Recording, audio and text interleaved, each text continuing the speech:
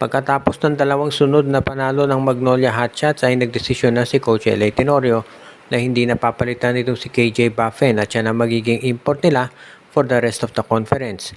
Parang fully nakapag-adjust na to si Buffen at nakita na ng Magnolia kung ano ang kaya nitong gawin para sa kanilang lineup. Kaya sigurado na sila na si Buffen yung kanilang import at hindi na ito papalitan. Samantala naman, ang isang posibleng mangyari naman dito sa Magnolia ay kinoconsider daw nitong Blackwater Bossing na kunin itong si James Laput mula dito sa Hotshots. Interesado raw sila sa nasabing big man at willing silang makipag-trade dito sa Magnolia. Ito namang Magnolia Hotshots.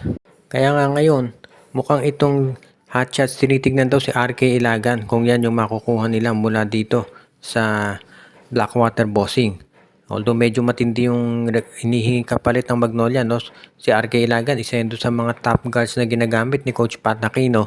So, hindi tiyak na a-approvehan ito ng Blackwater.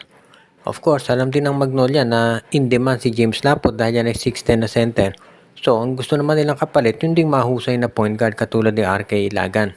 Nandun na yan sa dalawang panig kung sila ay magkakaroon ng kasunduan. Pero so far, no, mukhang itong Magnolia Hotshots daw ay payag dito sa pagkuha nila kay James Laput kung si Ilagan ang magiging kapalit. Ngayon, nandyan na lamang yan sa PBA sa bandang huli kapag na-approve na lang yung deal o hindi.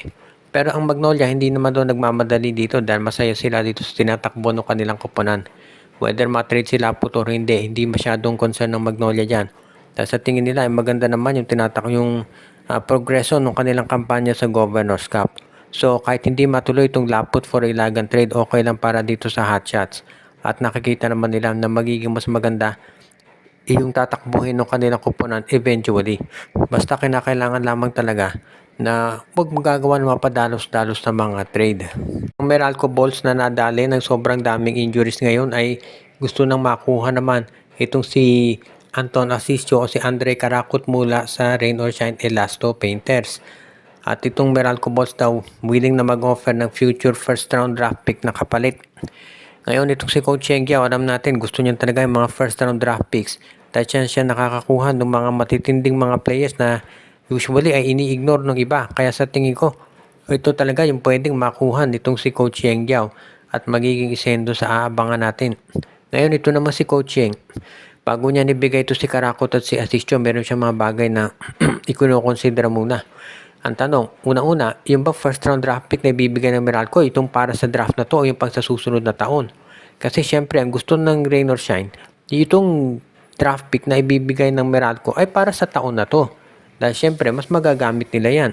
Nakakuha na itong Phoenix, itong Rain or Shine na draft pick mula sa Phoenix, doon sa Gian Mamuyak trade. So ngayon, gusto nila na makakuha ulit mula naman sa Meralco.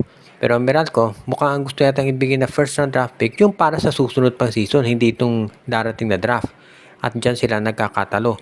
Kung papayag itong Rain or Shine Elasto Painters, magkakaroon sila ng mga future picks. Pero ang gusto yata ni Coach Chengiao, yung draft pick na magagamit nila ngayon. At diyan, natin masasabi na baka magkaroon sila ng hindi pagkakasunduan. Eventually, no, kung sakasakali na magkaroon sila ng agreement, dyan natin masasabing a-aprobahan niya ng PBA. Pero so far, nandito pa lamang yan sa tinatawag na exploratory stage. Nagkakaroon pa lamang sila ng mga starting negotiations at wala pang garantiyak na kahit alin sa mga nabanggit ay posibleng mangyari. So iyan, iyong importanteng isipin.